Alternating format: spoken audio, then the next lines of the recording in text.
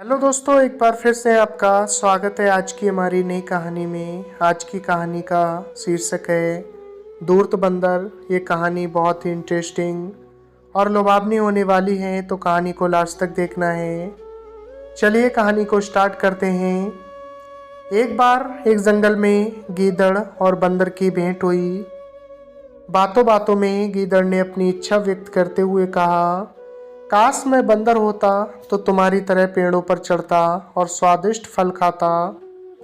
बंदर ने उत्तर दिया, काश मैं गीदड़ होता तो तुम्हारी तरह मानव के घर में घुसकर चावल, पक्षी और मांस खाता। ऐसा बोलकर उसने गीदड़ के सामने ये सुझाव रखा, चलो मैं जो भी सर्वोत्तम भोजन आज प्राप्त करूंगा तुम्हारे लिए लाऊंगा और तुम अपना आज का सर्वोत्तम भोजन मेरे लिए लेकर आना, और फिर दोनों का स्वाद चखकर हम निर्णय करेंगे कि किसका भोजन सर्वोत्तम है। ठीक है, गीदड़ ने कहा और वे दोनों भोजन की खोज में चले गए। भोजन लेकर लौटने पर बंदर गीदड़ से आग्रह करते हुए बोला, कृपया आप पहले मुझे भोजन प्रदान करें। गीदड़ ने बंदर को खाना दे दिया, जिसे पाते ही वह कूदकर वृक्ष पर चढ़ गया और सब भोजन समाप्त कर दिया, पर गीदड़ को कुछ नहीं दिया। गीदड़ क्रोधित होकर बोला, ठीक है, मैं भी तुम्हें इसका दंड जरूर दूंगा।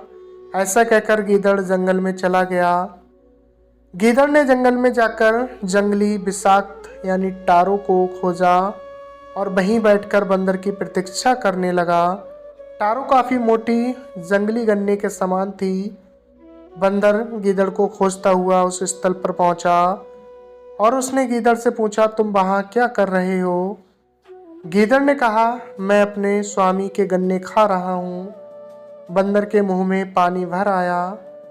उसने तुरंत आग्रह किया, थोड़े से मुझे भी दे दो, किंतु गीदड़ ने कहते हुए गन्ने देने से मना कर दिया कि स्वामी क्रोधित होंगे।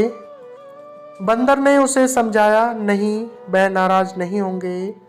तब गीदड़ ने यह दिखाते हुए कि बात उसकी समझ में आ रही है, कहा, आओ आकर स्वयं ले जाओ, इसे काटो और छाल उतार कर खाओ। बंदर ने गीदड़ के निर्देशों का पालन करते हुए जंगली टारो खाना आरंभ किया, पर खाते ही उसके गले में खुजली होने लगी। देखते ही देखते उसका मुंह इतना सूज गया कि वह बात भी नहीं कर पा सकता था। बंदर अपनी दशा सुधारने पर गीदड़ को दंड देने के लिए मधुमक्खी के छत्ते के पास लेकर गया और गीदड़ से बोला, इसे तोड़ना नहीं। गीदड़ उत्सुकतावश उसे तोड़ने के लिए कहने लगा। बंदर के भोला बनकर उससे कहा कि यदि उसकी यही इच्छा है तो वह छत्ता तोड़ सकता है, मगर पहले उसे पहाड़ी के पीछे चले जाने दे, जिससे वह अपनी इच्छा का उल्लंघन होता ना देख सके। गीदड़ ने उसकी बात मानकर ऐसा ही किया। बंदर के पहाड़ी के पीछे जाते ही उसने मधुमक्खी का छत्ता तोड़ दिया। परिणाम स्वरूप मधुमक्खियाँ उसको चिपट गईं और इतनी बुरी तरह काटा कि वह गंभीर रूप से घायल हो गया।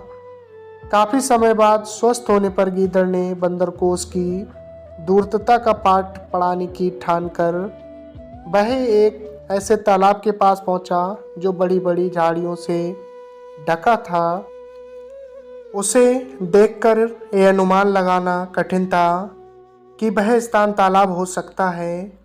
बंदर भी उसका पीछा करते हुए पेड़ों के मार्ग से वहां पहुंचा। उसने गीदड़ को शांत बैठे देखकर पेड़ पर से ही पूछा, तुम वहां क्या कर रहे हो? गीदड़ ने शांत स्वर में कहा, स्वामी के वस्त्रों की रखवाली कर रहा हूँ।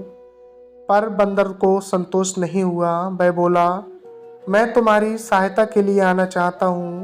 गीदड़ ने उत्तर दिया, तुम ऐसा नहीं कर सकोगे। बंदर पेड़ पर झूलता हुआ बोला, मैं कूद कर नीचे पहुँच जाऊँगा।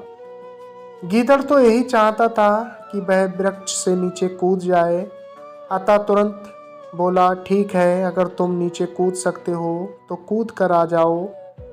मूर्ख बंदर ने छलांग लगा दी। अगले ही पल गहरे तालाब में जा गिरा तथा डूब कर मर गया। इस प्रकार उसे धूर्तता का फल मिल गया। तो दोस्तों बस इतनी सी थी ये कहानी आपको कैसे लगी। और दोस्तों कभी भी ज़्यादा चालाकी नहीं दिखाना चाहिए, क्योंकि कभी कभी हद से ज़्यादा की गई होशियारी इंसान को भारी पड़ जाती है।